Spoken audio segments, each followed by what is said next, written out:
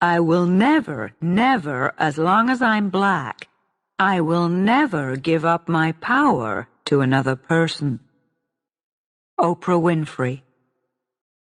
One morning in 1990, 17 million Americans were, as usual, watching the Oprah Winfrey Show on TV.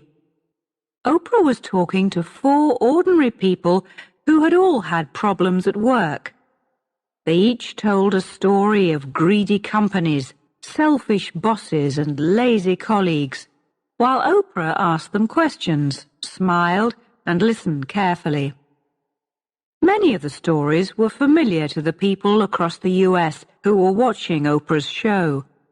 Oprah's viewers were mostly ordinary Americans, and many of them had experienced similar problems in their offices, shops, and factories. To these people, Oprah was one of them. She had come from a poor family, and she had had a tough childhood. She had had to fight for everything in her life. Oprah seemed to be someone who had suffered the same problems as they had, and who saw things in the same way. So everyone was looking forward to some fun when Oprah introduced her next guest. He was a writer on business called Harvey Mackay. You could see immediately that Mackay would be on the side of the bosses. He would try to explain why they often behaved badly towards ordinary workers. He would try to explain why the bosses earned such a lot of money while ordinary people earned so little. And then Oprah would have her chance to ask him a few difficult questions. She would tell him how ordinary people felt about big business. But Harvey Mackay surprised everyone. He didn't just talk and give answers. He started asking Oprah questions about her life. "It seems to me," he said to her after a few minutes, "that you're a tough but fair boss." Oprah looked pleased and called to the people who helped her at the back of the stage. "I'm very fair, aren't I, girls?" For many of Oprah's viewers, this was an interesting moment. They had watched her shows every day for many years, and they thought they knew most things about her. They had heard about her problems as a child whose parents had separated. They had listened to her tell them about her relationships. They even knew what she ate, and that she had often tried to lose weight. But Oprah was also a boss, and that idea was new and interesting to many of them. When they thought about it, it was clear that Oprah was much more than just a friendly woman on a popular talk show. Oprah didn't just appear on the Oprah Winfrey Show. She owned the Oprah Winfrey Show. That meant that she earned a lot of money from the advertisements in the breaks in the program. She also owned the studios where they made her show. It was one of the best TV production centers in the US, and it had cost around $20 million. In fact, her company, Harpo Productions, gave Oprah control over her life and over the lives of many other people. In the entertainment business, Oprah's love of control was famous. Although she was very busy, she signed every check for her company, so she always knew exactly how every cent was spent. It was perhaps strange that Oprah had become so interested in controlling her life. She had started in talk shows because she was so out of control. Her first jobs were as a newsreader for small radio and TV stations in the south of the US in the early 1970s. In those days, it was quite unusual for Americans to see a black woman reading the TV news. And in 1976, she was offered a job with a much bigger TV station in the city of Baltimore. Everyone thought she looked great on TV, but she didn't have the right character to be a good journalist. She always became too involved in the stories. When stories were sad, she sometimes started to cry. When the stories were happy, she was clearly happy too. "This is crazy," her bosses said. "We have to find this woman another job." At the time, the TV station wanted to introduce a morning talk show. This would give the people of Baltimore a chance to appear on TV and discuss their opinions. The show was called People Are Talking. As Oprah clearly understood people so well, perhaps she would be the right person to present this program. It could be a much better use of her skills than reading the news. Many TV interviewers prepare questions before an interview and then don't really listen to the answers of their guests during the show. But Oprah was very different. She was always interested in what people said. She had real conversations with the people that she interviewed. Soon, her bosses in Baltimore realized that Oprah was a star. Oprah's show was so successful that after a few years, TV bosses in other parts of the country started to notice her. In 1983, a big TV station in Chicago asked her to present their morning talk show, AM Chicago. They offered her a 4-year contract and said that they would pay her $200,000 a year. It was a lot of money, but Oprah was worried about moving to Chicago. She didn't need to be, because when she arrived there, she immediately felt at home.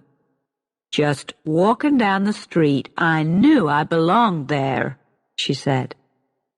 And the people of Chicago also felt that she belonged to them. Her talk show started in January 1984, and it was an immediate hit. People loved her direct, personal style of interviewing, and within a few months, her program was the most popular morning show in the city. Her boss at the TV station was very happy. "Oprah hit Chicago like a bucket of cold water," he said. "She just took over the town." Oprah was a star in one of the biggest cities in the U.S., but she now wanted to become a national star. Her opportunity came when she got a call from Steven Spielberg. Spielberg was one of the most important people in the Hollywood film industry. He had made several successful films, including E.T. He now wanted to make a film of a book by the Black American writer Alice Walker called The Color Purple. "Would you like to play a part in the film?" he asked her. Oprah couldn't refuse. The Color Purple was one of her favorite books, and she also knew that a part in a Hollywood film would make her famous around the world. But she was so busy with AM Chicago that she had no time to do any other work. Oprah wanted to be in the film so much that she was ready to leave her job with the TV station. But her business manager, Jeffrey Jacobs, had other ideas. "We can work this out," he told her. "The TV station will have to give you a break from the show." Oprah's bosses weren't very happy about the situation, but they didn't want to lose her, and they could also see that the film could bring a lot of public attention to her show. They agreed to give her a break of several weeks so she could work on The Color Purple. Oprah was very grateful to the TV station, but the experience also helped her to see that there were a few problems with her present contract. If she really wanted to become a star, she needed more control over her life. But how could she get this?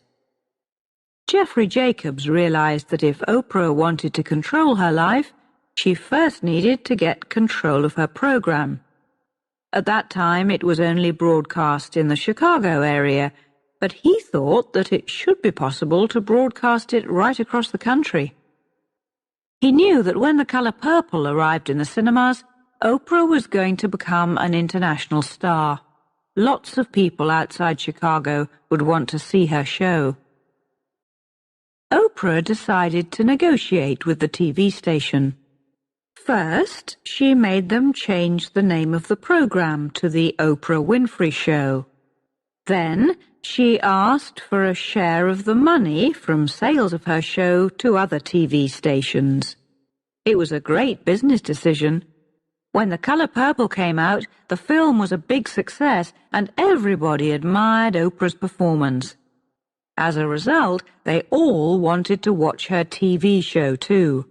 138 TV stations across the US bought The Oprah Winfrey Show, and suddenly her earnings jumped from $200,000 a year to $30 million a year. Oprah's decision had made her rich, and it had also taught her an important lesson. Control was the key to success.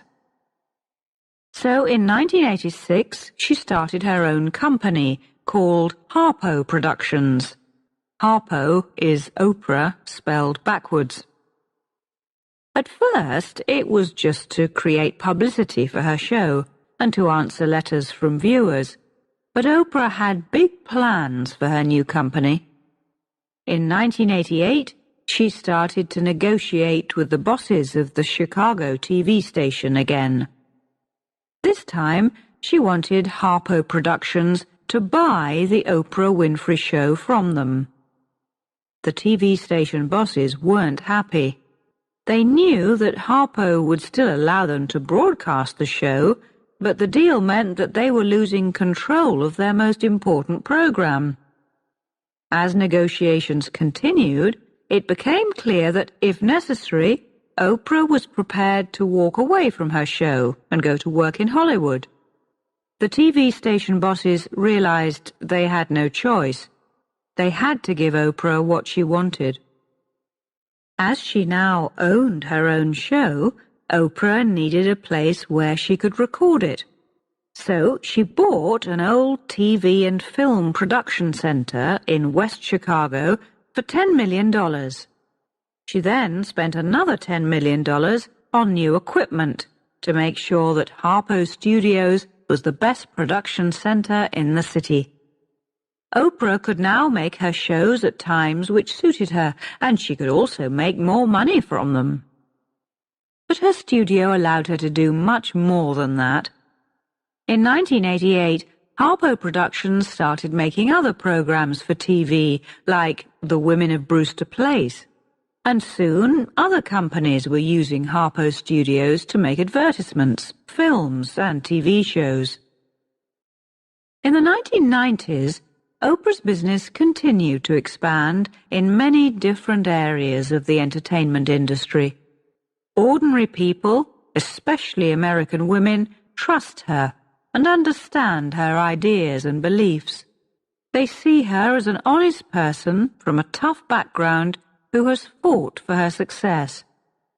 This means that many people are happy to buy products that carry Oprah's name. This has given Oprah many great business opportunities.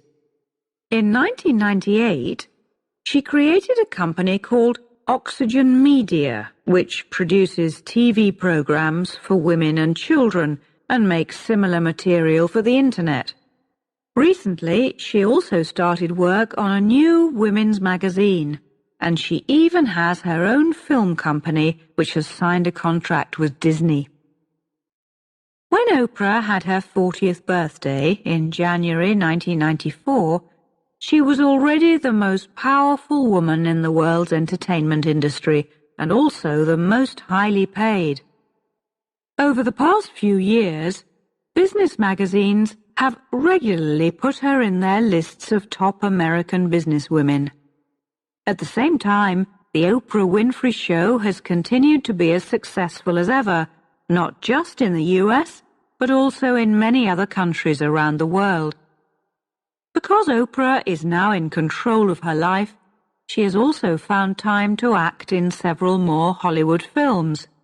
And as her business has grown, Oprah has become richer and richer. It now seems likely that she will become America's first black billionaire.